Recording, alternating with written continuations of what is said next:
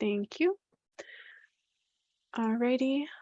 Welcome everyone to our first Investigate Industries and Internships I3 event of the academic year.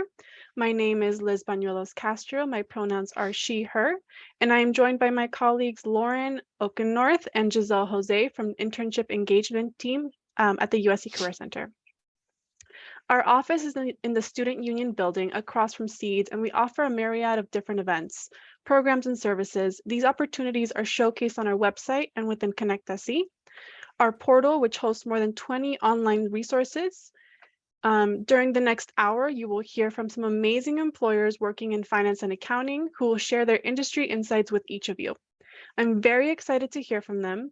So with that, we will jump right into our questions. Can you each briefly introduce yourselves and tell us about your organization?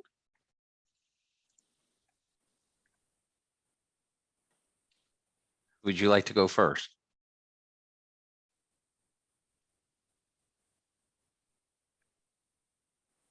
You can get us started. I'll go ahead and start. Can everybody hear me okay? Okay, yes. Fantastic. I thought my internet was Kelly Boda. Nice to meet you all.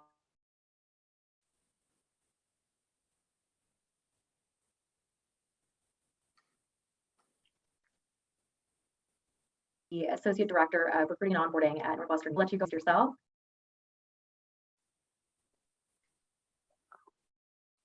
Kelly, I think you froze for a second. Ben, if you'd like to introduce yourself first, and then we can come back to Kelly. Okay, I'm Ben Wheel. I am the Talent Acquisition Manager for Bellwether Enterprise. We are a fast-growing commercial real estate mortgage banking company in the United States. Thank you, Ben. Roni, would you like to introduce yourself? Sure, definitely. I'm Ronnie Rodriguez. I'm a tax partner with Cohen Resnick. Our offices are in downtown LA and Woodland Hills, and we're a public accounting firm hiring people for tax, audit, and consulting as well. Thank you. David? Yeah, hi everyone. My name is David Moreno, a fellow USC alum, graduated in 2016 from the Dornsife College, and currently work for Northwestern Mutual, located in our downtown Los Angeles office, working in the space of financial planning and advising. Thank you, David. And Kelly, if you'd like to try again, I know you froze last time, but if you're able to hear us. My apologies. One moment. I think my internet was cutting out a bit here. So just relocating. Bear with me here. One quick moment.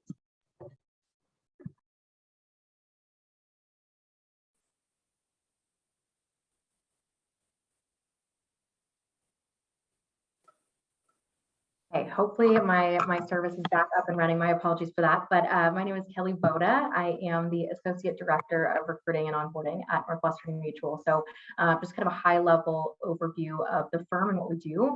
We are a Fortune 100 company that really does financial planning with individuals, families, and businesses to help those folks achieve their financial goals on kind of a short-term, mid-term, and long-term scale. So here representing with David in our downtown LA office today. Thank you, Kelly. And we all understand we've all had technical issues at some point, so no worries. All right, with that, we'll move on to our next question. Can you share your career path to your current role and why you chose this industry? And we can start with whoever wants to jump in.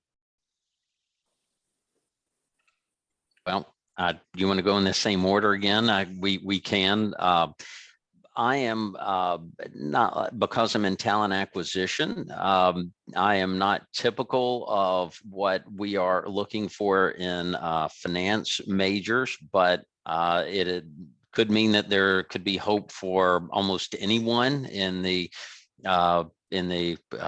business field. I'm a marketing major, and I went through several marketing roles in other various B2B service companies, but eventually found my way to talent acquisition. So I guess my point would be that there could be all kinds of roles in these companies that that you're applying for as a student.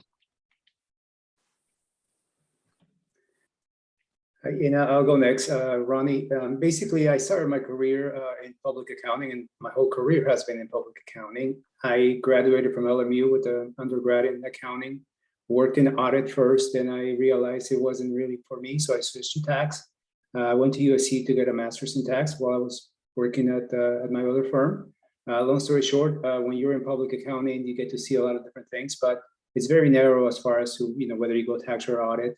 But once you find something that you like, the opportunities are pretty endless, and there's always a learning experience every day, every time we do this type of work. Yeah, so great question. So I'm actually what my company affectionately calls a career changer. So I actually didn't start out in the finance industry. I actually worked in the field of public affairs, so doing a lot of like community engagement and public outreach for a couple of years. And then the pandemic hit, and I was actually in the midst of finding a financial advisor for myself, someone great to work with. And as I was just going through the process and got connected to the financial advisor at the time, who's now internally one of my awesome like mentors and role models, she just brought up the opportunity and thought that I would do very well, just being very like people-centered. And she was, I could tell you like building relationships with people, and that's really a big part of the work that we do. And when I was just kind of like contemplating making that career jump, I spoke with a friend who was like, what are you looking for in a career? And I was like, well, I'm looking for something where I could really like make an impact in like the daily lives of people. And it's important to me that people feel, like happy, healthy, secure in themselves. And, financial wellness is something that kind of encapsulates all that for a lot of folks, since a lot of Americans like can admit to having financial anxiety. And so I ended up making the jump, and it's, it's been a couple of years now and haven't looked back, and I've been loving it ever since. And yeah, that is such a great question. Similarly to David, I too am what they call a career changer. So I actually have my bachelor's degree in psychology, but in terms of previous professional experience, it was kind of all over the place. I came from a background in management of a small business. Then I went into private event sales, and then made the jump to finance. So really for me, I ended up here after the pandemic when private events were no longer happening.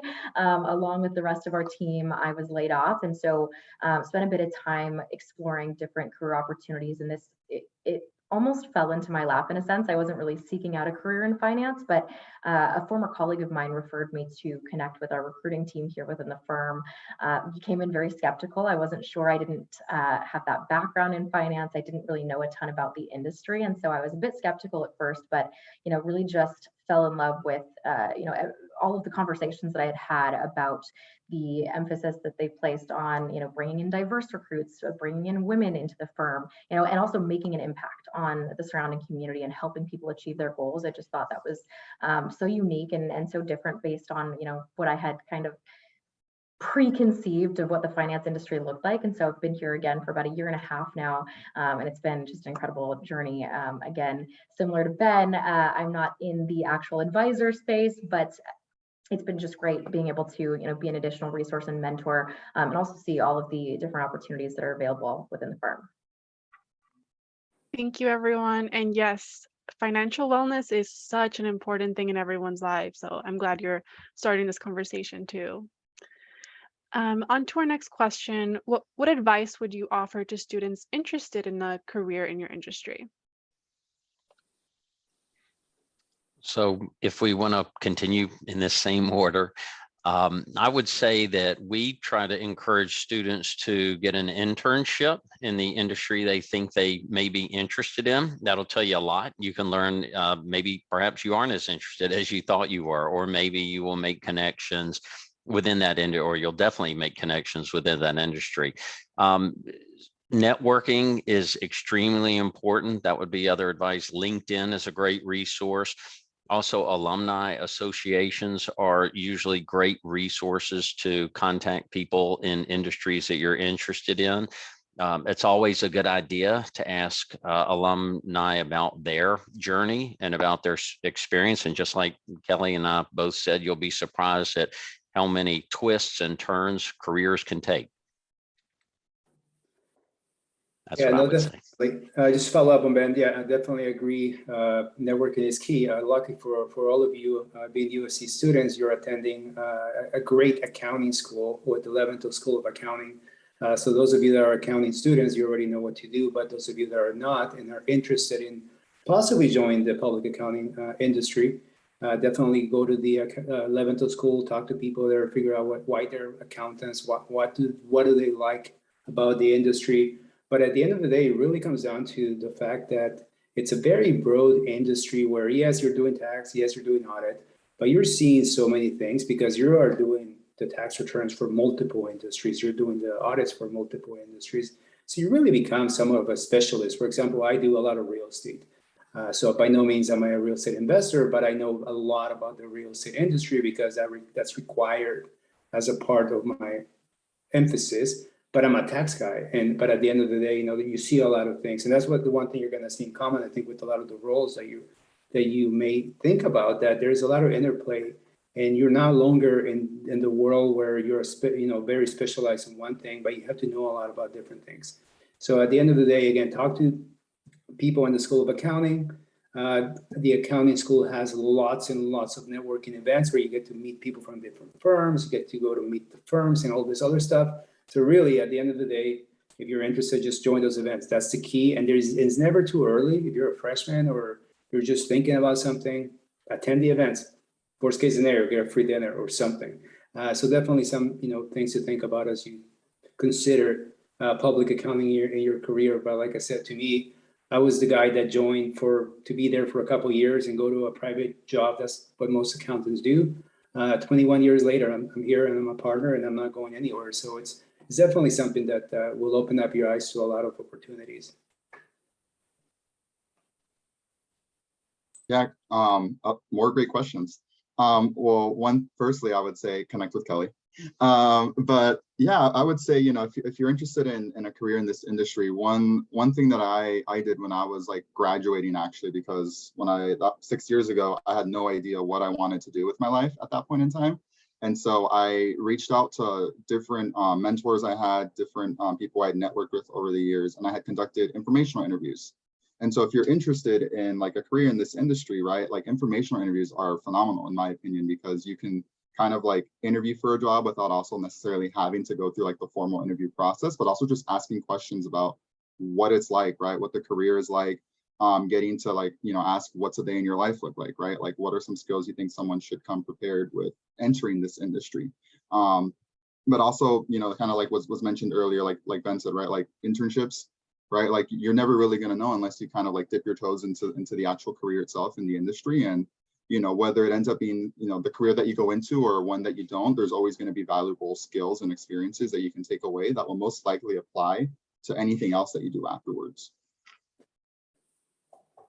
Yeah, that's great. To really echo what both Ben and David said, right? I would say start an internship as soon as you possibly can. That's one thing that I wish I would have done throughout college. I was working in more of a smaller role throughout college and balancing that in school, and so I didn't take advantage of internship opportunities. But what I've just seen from the interns that I've brought into the firm and the skills that they are able to take away from an internship, I think get your foot in the door and get that experience, because again, like David and Ben said, it's an opportunity to figure out, is this a potential career path for me? Is this something that I can see myself doing or not, right? You might find out that this may not be the right fit for you for a long-term career, but I think better to find that out as a college student when you have the time and the opportunity to, go back to the drawing board and figure out what might be a better fit.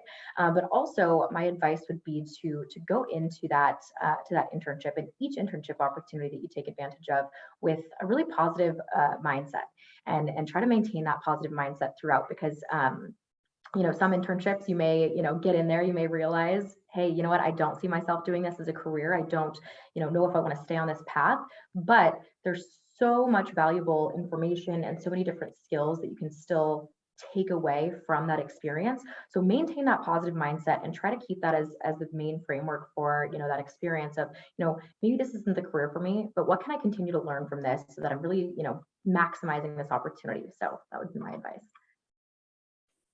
Absolutely. Thank you, everyone. You gave some really great advice, and you all touched on this a little bit in your answers, but networking is a huge part of the internship search, as you've all said. Do you have any tips or advice for our students for how to network? And if we can change up the order, let's start with Kelly this time. Yeah. Thank you. So my advice, I know we touched on this quite a bit with the last question, but put yourself out there as much as possible, right? Like if you see a career fair or a different networking opportunity on campus, make sure that you're out there and you're constantly connecting with any and all new people that you can get in front of.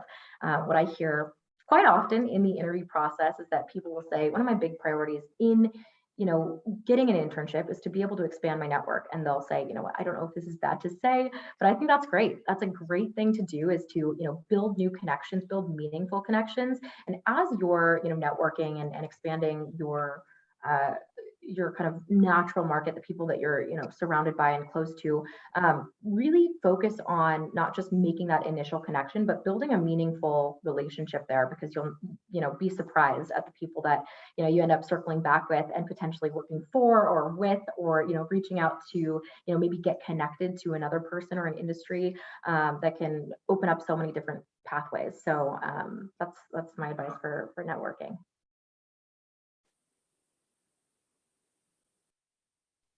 I can go.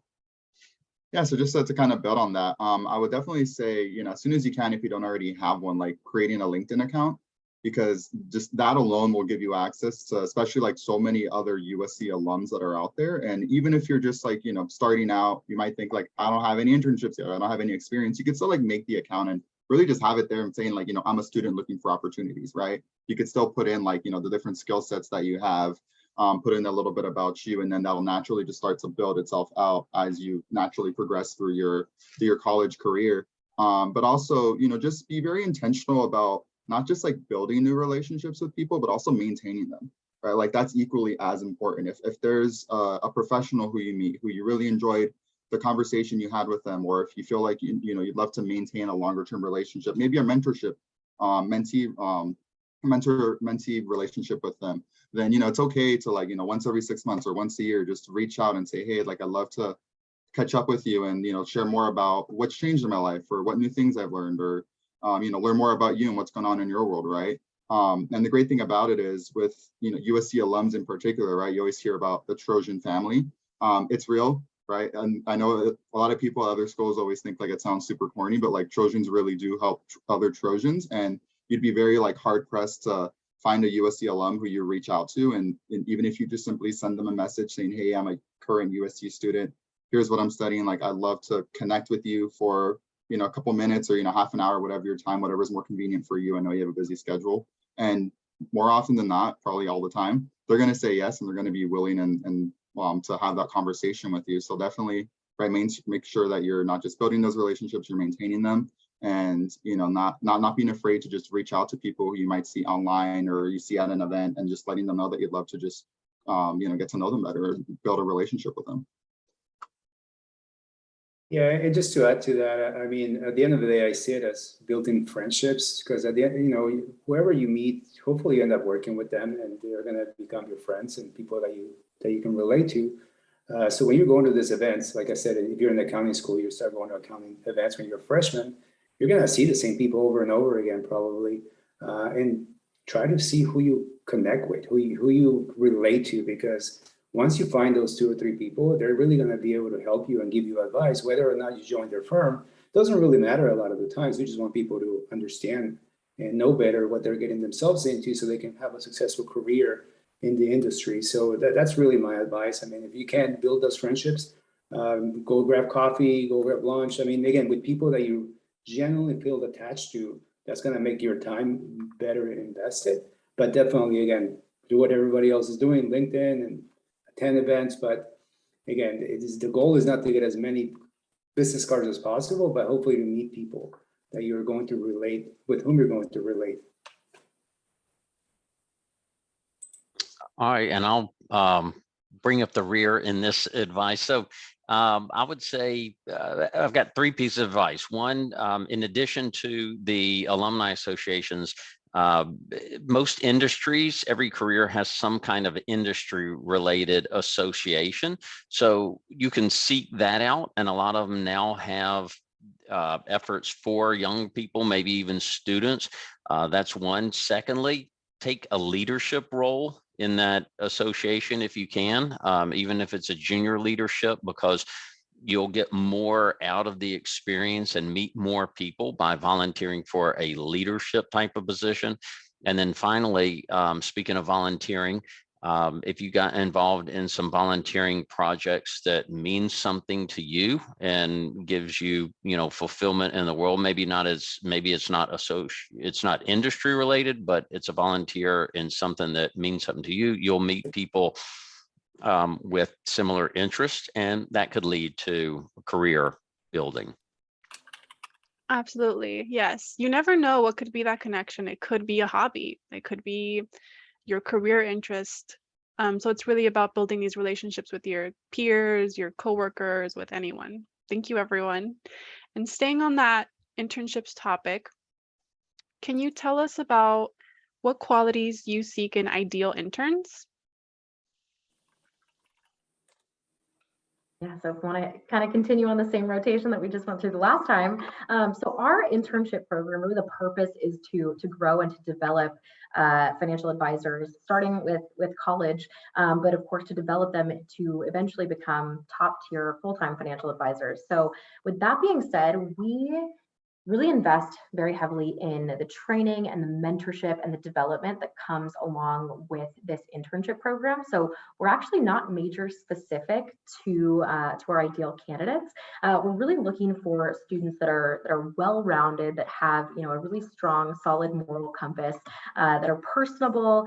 They have an entrepreneurial spirit that they bring to the table, and also we're looking for students that are leaders, both in the classroom, on campus, and also in their local communities. So that would be our ideal candidate. And I would say one of the things that we really focus on when recruiting is we do focus a lot on soft skills with the interns that come into the firm, because we believe that really anybody can be successful as long as they are coachable, they're resilient, they're willing to trust our team, trust our process, and really students that want to challenge themselves both personally and professionally. They want to learn, they want to grow, and they want to be challenged. So that's definitely the ideal candidate that we're looking for.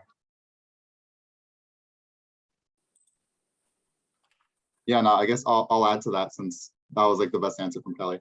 But yeah, the only thing I would add is, really just individuals who are looking to make an impact, like, in the lives of the people that they're connected to, and, just like the larger surrounding community, because, we're working, one-on-one with individuals with all of their, personal financial planning needs, right? It's working with individuals to learn about their goals, learn about the things they really want to accomplish throughout their lives, and then working together to create that roadmap for them that's ultimately going to allow them to progress towards and accomplish everything that they want to for themselves.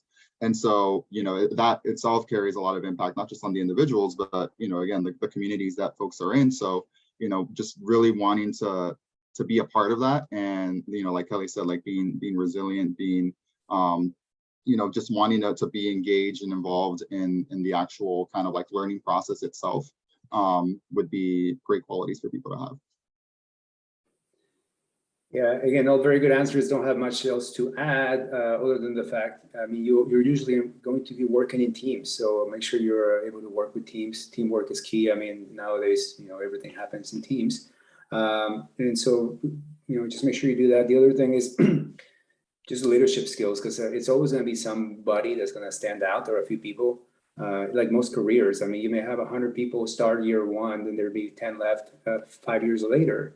And those people that are left, yeah, some people leave because they don't like it, but a lot of people stay because they're able to develop those leadership skills and able to learn about the industry and have some passions that help them, whether it's, obviously within the industry, but also things outside the industry. But as an intern, really, we look for somebody that comes with a lot of curiosity, that is humble and willing to do whatever it takes to get the work done, but wants to learn and develop. And again, it's not just someone that can come and be an accountant, but somebody that can be a business person. And nowadays we're looking at business people as somebody that's as a whole, someone that can bring in the writing skills, the critical thinking. So all those classes that you're taking that are not in your major, they do come into play. Actually, sometimes they come into play more than the major classes that you take. So do pay attention to all those things you're doing, because everybody and all the employers right now, we're looking for well-rounded individuals that are, yes, going to be able to be specialists in an industry, in an area, but at the end of the day, you have to be well-rounded and have all the skills. For example, the definition of an accountant today is different than it was, I don't know, 50 years ago, or a tax person. 50 years ago, you were really good if you knew how to do math and how to type numbers and write numbers and do math. That made you a really good tax accountant. Nowadays, that doesn't mean anything because we're using Excel, we're using databases where we don't even know how to do math anymore. So the definition of an accountant has changed, and everything is changing and will continue to change with AI and other things coming into place. So that's where I say, more than just the accounting part or your specific major, make sure you know the other things. Make sure you're becoming well-rounded and think outside the box, because those are the things that are going to make you get a full-time job, because that's the goal of every intern, to get a full-time job, and also to develop those passions. And sometimes doing an internship is the best way to find out that maybe a career is not for you, and that allows you to look at something else. And that internship is very, very good. Most of the time, 99% of the time, you will like the career that you do an internship in, and you will get to know people, and you will want to get a full-time job. But again, internships are, like everyone says, very, very, very, very popular, very important. But do become well-rounded, because that's what we're looking for. Okay, and so to remind our viewers, the questions are the qualities that we seek in ideal interns. I think we'd have 5 of them. 1, we want them to be intellectually curious, not afraid to ask questions, which some of the other panelists have mentioned as well. But additionally, you need to be organized and keep notes, because it's great to ask questions, but it's also important not to repeatedly ask the same question over and over. So be organized, take notes, be intellectually curious, have the ability to write and communicate effectively. That's very important in the business world, is that you learn to communicate effectively. Be detail oriented is something else that we look for. And finally, we look for students who are motivated, who know what they want to do. So those are the 5 things: intellectually curious, organized, communicating, detail oriented, and motivated. Thank you, everyone. And now this next question is very related. I think you've all touched on it a little bit, but what can someone do to stand out for the right reasons on their application? For me, something that really stands out when interns are applying to one of my job posts, whether it be LinkedIn, Handshake, directly through our website, I love it when people submit their application and then they send me a connection request on LinkedIn. I love getting those requests where somebody would put, hey, even just a quick simple message, I just applied to your job post. These are the reasons that I'm really interested. That really just totally stands out and really sets that individual apart, because again, they're kind of taking that ownership and making that connection. Kind of ties back into some of that networking advice. But another thing is just to make sure that your application lists, of course, when you're listing out your experiences, you're listing out some of your roles and responsibilities, but also use that as an opportunity to do a little bit of kind of humble bragging, if you will, and to let that be your highlight reel of some of your best accomplishments in your different work experiences that you've had, or leadership experiences, or extracurricular involvement. I think that's huge, and that really catches my eye when I'm looking through resumes that are sent in my way.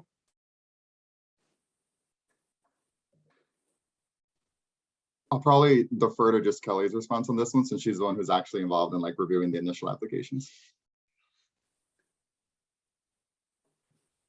Do you want to go next, Roni? Yeah, definitely. Again, yes. Basically, just make sure that you state in your resume or application why you're looking for this specific job. And it's nice to add something specific about the firm, because there is the genetic resumes and there is a more specific ones. Just make sure you don't send the wrong one to the wrong firm, because that happens a lot. But yeah, let's try to relate to an extent. And some of them, if you're able to write a letter, that's even better. But at the end of the day, just show that you have long-term, short-term goals, and that you're driven and you're enthusiastic about the career.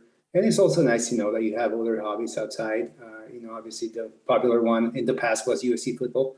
Nowadays it's coming back again. So hopefully that becomes a thing that all of us will talk about as we go through our interviewing sessions. But definitely, pick I guess do come up with your own hobbies. Don't think of what you think we want to hear. It's more like, who are you and what do you do outside, the work area? Because when you work a lot of hours, you need to have balance. So to me, that's something that that those stand out. And we can tell when we're interviewing if you're being real or fake about the hobbies. So that's why I said put something that you like. If you don't like USC football, do not put USC football, because you're going to have a USC fan interview you and you're going to be in trouble.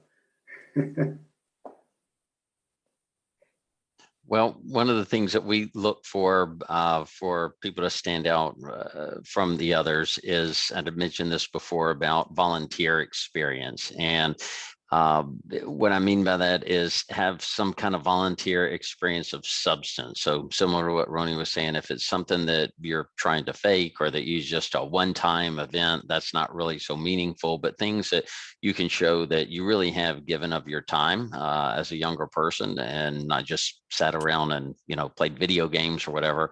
That's something that can stand out. We like to see candidates that have committed to something and grow over their time in college, that they're trying to grow something. It just shows commitment and time management, both of which are important to a successful career.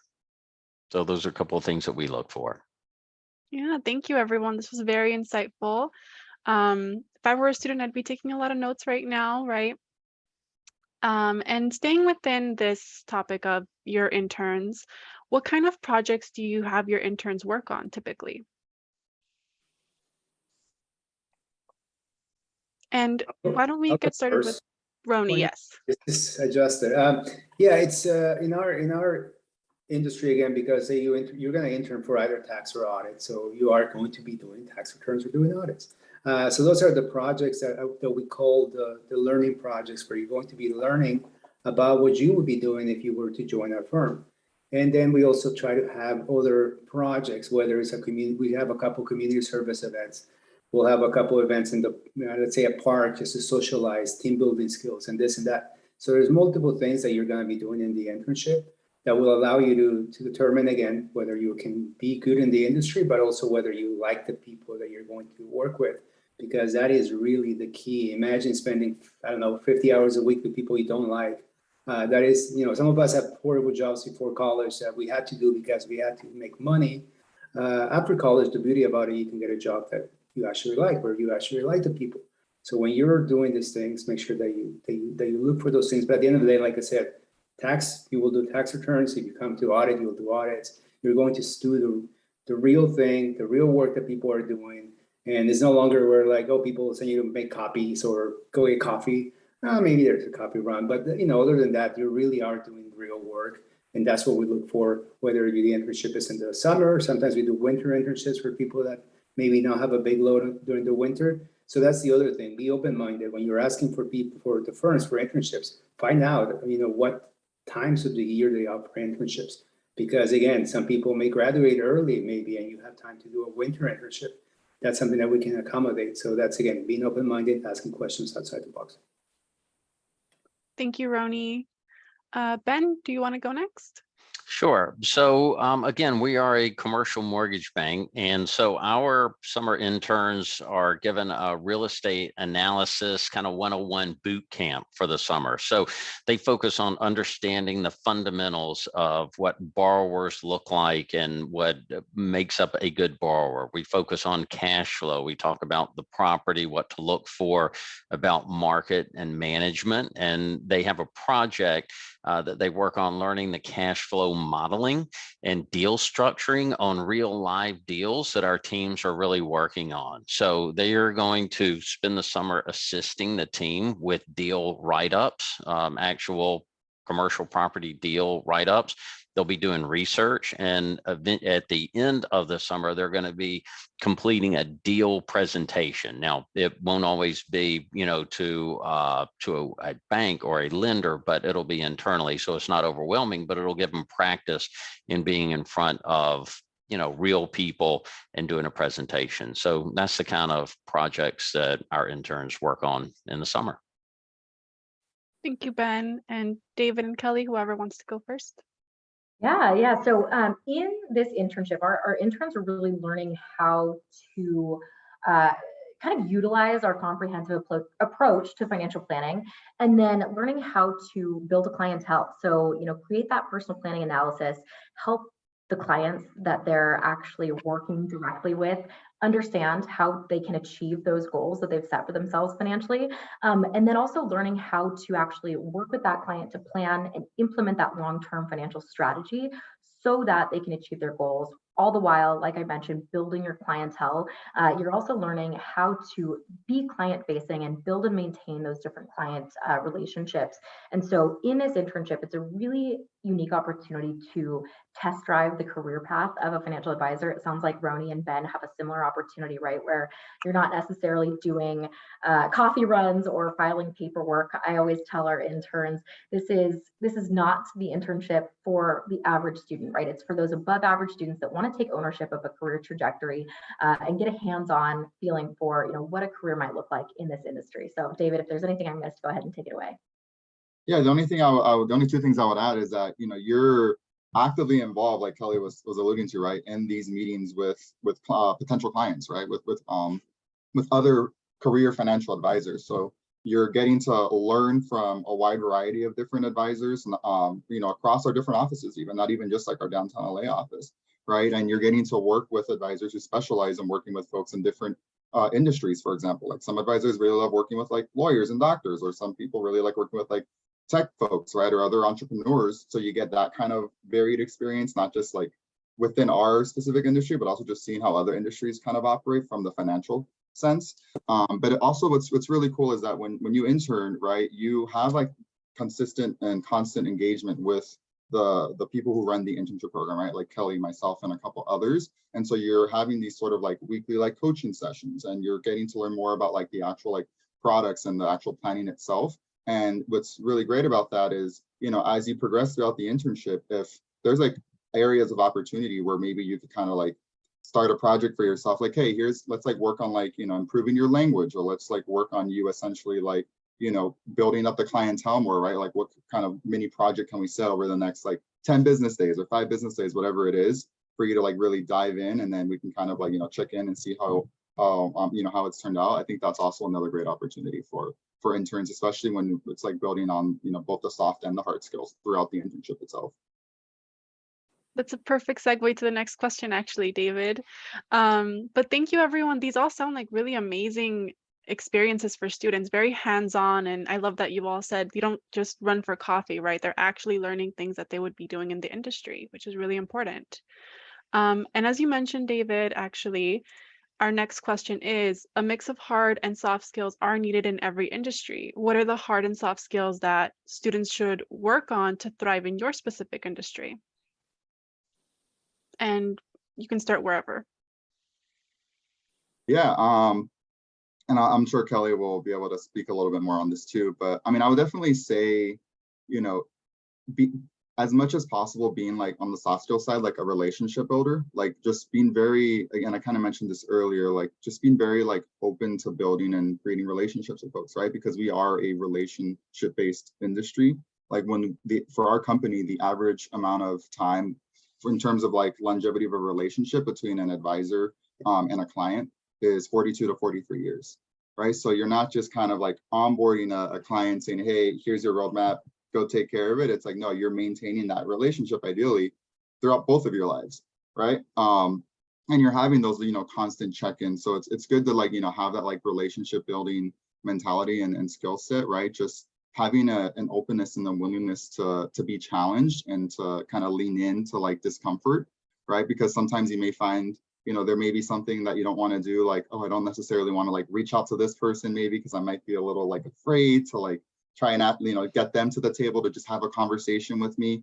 And then I wouldn't necessarily say that you need like any set hard skills, like, like, oh, you need to like be good with math, because, it's 2022 and we have like so many great like programs and software that essentially like do it for you.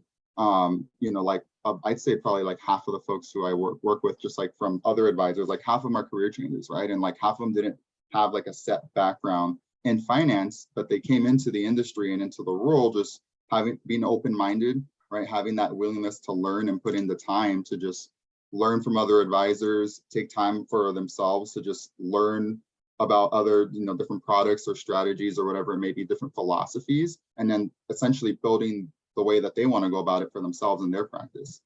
And then Kelly, I don't know if there's anything else you want to add to that. Yeah, that's so great. And I think just to kind of piggyback off of that, right? I think, I love this question, and I really do agree that it is such a delicate balance, and you definitely want to have a good combination, right, of those hard skills and also those soft skills. So when I think through some of the hard skills that could give somebody a competitive edge in this industry, I would think of, business etiquette is a huge one. I think, understanding Microsoft Office and really knowing how to work with Microsoft Office will also kind of, set you apart in this specific industry. And then also, I guess, presentational or public speaking will be another really good, more technical skill to be able to have under your belt, because especially in this industry, you're doing a lot of presentational speaking. And I think that is one thing, whether you're the friendliest person in the world or if you're a little bit more reserved, most people tend to get a little bit nervous when it comes to, speaking in public, speaking in front of others. So that's just a really great skill, whether, you pursue a career in the finance industry or not, that will really set you apart. And then, like David mentioned, right, I think a lot of the focus is on a lot of those soft skills, because throughout, and I kind of touched on this in one of my previous answers as well, but throughout this internship, we really do focus very heavily on training, mentorship. We have all of our interns sit through a training program, and then we also have continuing development. Every single day, we also have weekly coaching and development with our interns to connect with their mentor. And so I would say a lot of the soft skills that, really help folks thrive in this industry, and, again, outside of the industry, is, communication skills. So written and verbal communication is huge. Adaptability, having that solid work ethic, being able to network, which again kind of ties into that communication, but persistence, motivation, I think those are all really great things to have when it comes to this industry and other industries as well. So those are some things that we'll look for. Thank you, Kelly. Ben, would you like to go next? Sure. I'd mentioned it before, but some of the skills that we're looking for are people who are detail oriented and organized, because if you're going into commercial real estate, there's a lot of details involved, and you got to stay organized. You got to have the ability to work with a variety of personalities. I think some of the other panelists touched on that as well. You got to have good time management skills and the ability to work under pressure. There's always deadlines, just like students are used to having deadlines in school. You're going to have deadlines at work. Strong writing skills. Writing is a skill that people desperately need these days. To be able to express themselves and be able to communicate. You got to be self-motivated, especially all the people that want to work hybrid and remote and all that. Self-motivation is a big factor now. Understanding what's going on in the industry is another kind of skill that goes on, knowing, keeping up with what's going on in the news around you that would affect the industry that you're working in. Know what kind of resources you would need to go to. You don't have to know everything when you come out of school, but you need to know where to go to help you to resolve issues. So that's a skill, being resourceful, and be hardworking. That's something that separates a lot of workers from the others, is the people who are willing to put in the time and the effort are usually some among the most successful. So those are some of the skills that we're looking for. Yeah, so basically what everybody said, I don't have to repeat it. I mean, again, those skills apply to every single industry pretty much that you can get a job in. So make sure you get those skills. The other thing that I may add is, again, I think going back to the virtual work, that's here to stay for most companies, definitely for the public accounting firms. It is here to stay. So a lot of my clients and us, we're going to a hybrid environment. So you need to actually have that flexibility to be able to continue to work from home, but also, again, get work done. But especially as a first-year person or an intern, you're learning a lot of things, and it's more difficult to learn when you're not in an office environment than when you are. So it takes a little more effort from your side to make sure that you get that learning, and also if you need somebody to come into the office, to get your team to go to the office, because that's possible as well. But it really comes down to that, having that flexibility is going to be able to make a big difference going forward, because virtual work is not going anywhere for a lot of the firms. And so you just need to be proactive and again, get work done, because by now, as you can probably imagine, There's ways to track what people are doing. So you need to make sure that you are being efficient and getting work done. And the other thing is when we do go to the office, and this happens more in the tax world of things, yes, we want you to be technical, we want you to be serious and get work done, but we also want you to have fun, like be able to go out for lunch, go have a drink, go get coffee, whatever it is that you like, to have a life outside of work, because again, you want to work with people that you can have fun with, people you can relate to, and those people also are looking for the same out of you. So make sure that you do have, when you go to the office, that you socialize with people, that you get to know people, because that's the way, that's the key to be successful. A lot of that socializing or making friendships early in your career will pay off as you go up in your career, whether you're a financial advisor or an accountant or whatever the case may be. A lot of those people, a lot of your friends that you start working with maybe will become your clients at some point. So again, building those friendships has paid off a lot of dividends for me, at least. So that's another thing I would say add to the list of soft skills. Thank you, everyone. And I agree, Roni. Yeah, it's really important to build those relationships. You never know where they're going to lead, right? And for our next question, I think we've all learned a lot about what is involved with the interns, the internships, but for students who are still getting to know the industry, can you speak a little bit more about what are the challenges and benefits to working in your industry?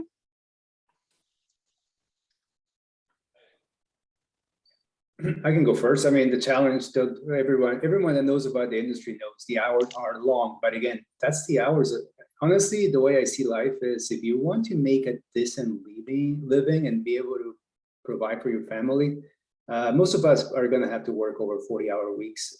Again, it's all a matter of priorities. My younger brother works 20 hours a week and he's happy playing in the band and working at a coffee shop. And that's fine too. You know, it really comes down to what do you want? What makes you happy? At the end of the day, this industry does require the commitment. We have deadlines every 2 or 3 months. Right now, we have a September 15 deadline. So we're all working very hard to get things done. So the hours will come in, but it's also a very flexible career where you are also going to have time to take time off, to go on vacation, to travel. So again, flexibility, I know you heard me mention it a couple of times. So it really comes down to that.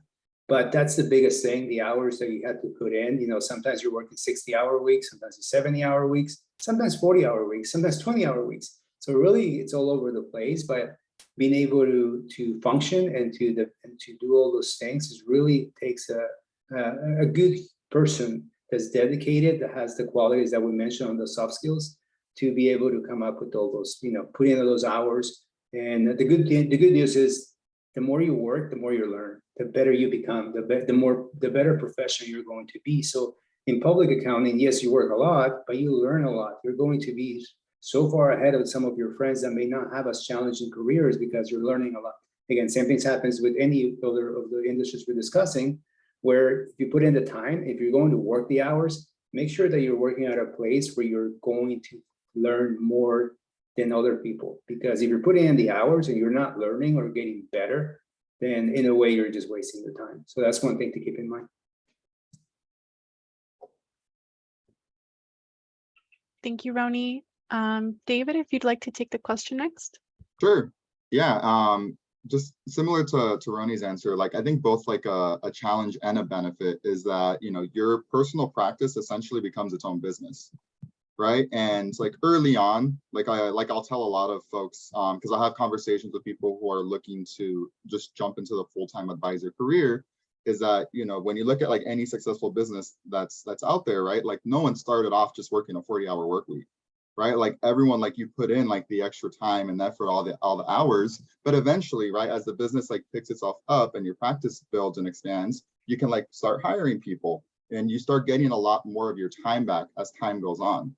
Right. And so that I see that as both like a benefit and a challenge, right? So initially it can be challenging, but then eventually it becomes a great benefit because then, yeah, you can go and just randomly pick up and go take a week vacation, 2 weeks or whatever with your families, but knowing that your business is still fine because it's still running and it's operating on its own, right? And I think it could also just be challenging sometimes, just kind of, because every client's different and each client has different needs, but also like each client has different maybe like ways that they want to communicate or different kind of cadences of when they want to essentially meet. Like I have one client who's like, we've created the roadmap. We can just check in once every 6 months. And it's like, great. And if I have any questions, anything changes, I'll reach out. I have another client who's like, hey, I need a little bit of hand holding. I'm a big spender, and can we just check in once a month and you can yell at me if I've spent too much? I was like, well, I won't yell at you, but yeah, of course, we can like check in, see how things are going, right? That's more speaking more to like mindset on her end. So I think it could be challenging just kind of like balancing out like all those different like ways you got to communicate with different clients, or you got to like, do scheduling. But then it's really great too, because on the other side of things, it's like, because it's your practice, you can also just set expectations with your clientele. Like, hey, like, I don't appreciate someone calling me at 1 a.m. or, like, I will get back to you within 24, 48 hours if you like reach out to me or something's an emergency, right? So it's like, there's like pros and cons all around, but ultimately I think the benefits always outweigh the challenges, because it just gets better and easier and just more impactful and more rewarding as time goes on. Oh, that's great, David. I totally echo everything that both David and Roni said. Really, I think the challenges of the industry can kind of be seen as an area of opportunity for self-growth. What I think through when I think of some of the major challenges in this specific industry, or specifically really a career in finance at Northwestern Mutual, are that it does come with a lot of personal responsibility required in the role, which I think can be, really great for some folks and can be really tricky for others. I think that is one of the things that we really learned throughout the pandemic, is that, some folks tend to kind of naturally have that high kind of drive and motivator to get things done, and for others who struggle a little bit more with that and need a little bit more accountability, that can be tough coming into an industry that does allow you a lot of autonomy, where you're not having somebody kind of breathing down your neck or micromanaging you at all. And so it's an opportunity for you to really learn about yourself and learn about what you need and how to get your needs met, so that you are still able to be successful in the position, because there's still a way to get that connection with your mentor and that accountability factor, which is going to help you grow and also improve your practice. And so another thing that I would say can be potentially a challenge is the amount of communication that you're doing.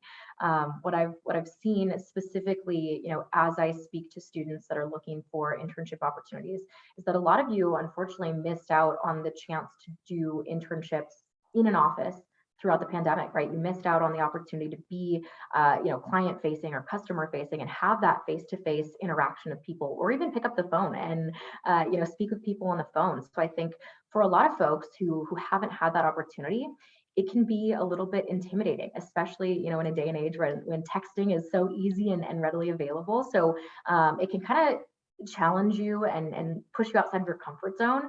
But those skills, again, that you're going to learn from an internship here, or with any other company that's going to challenge you like that, to improve those communication skills, to take on a level of personal responsibility and have that solid work ethic, I think are great. And then along with that, having that autonomy also allows you a lot of flexibility. So this is definitely an industry where if you want to work hard throughout your week and put in maybe a couple of extra hours Monday through Thursday and take Friday off, you can do that. You do have a lot of flexibility in building out a schedule with your mentor, holding yourself accountable to checking off all of the tasks on your day-to-day task list. And then you can kind of create a schedule that really works for you and feels right, where you could have a good work-life balance. So I would say that, in most industries, the challenges are, it's a lot like students are used to in group projects, right? You're going to have multiple personalities. You're going to have people who let you down, but you're going to have people who are really good and they're leaders and they do what they say they're going to do. So I think those are some of the challenges in our industry as well, in the commercial real estate industry. The benefits are, I was surprised how incredibly lucrative it can be for a lot of different types of positions, and underwriting and processing and managing.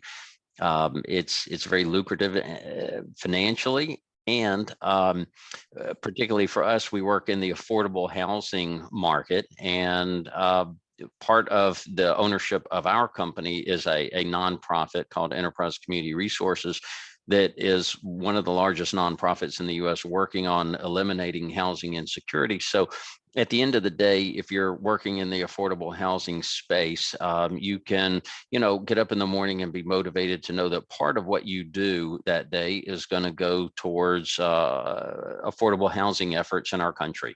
Right. So, and everybody knows that housing, especially in California, has gotten out of hand in a lot of places and totally beyond a lot of people's means. So being able to work in the commercial real estate space, and especially in affordable housing, some of the rewards are, you really are making a difference to a lot of people in very important ways. Thank you, everyone.